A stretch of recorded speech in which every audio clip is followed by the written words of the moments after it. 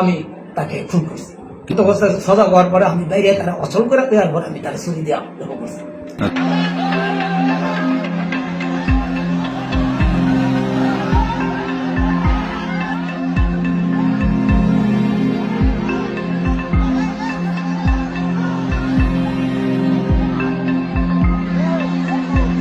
7 বছর দিলাম ঘটনাটা।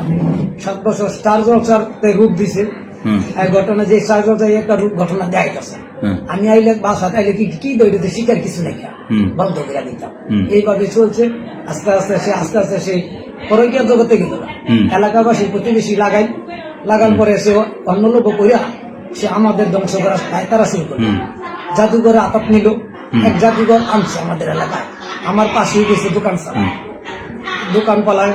তো ওই জাদুঘরে এর সাথে আঘাত আছে। আমিও বুঝতে পারি হুজুরে দাওয়াত করি স্বাভাবিক।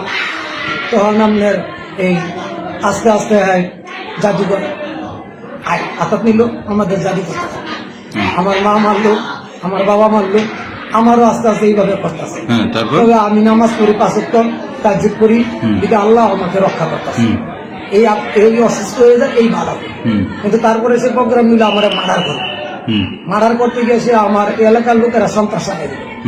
গত বছর রমজানের আগে প্রথম রোজার মধ্যে টার্গেট নিচ্ছে পারে না আর কি এইভাবে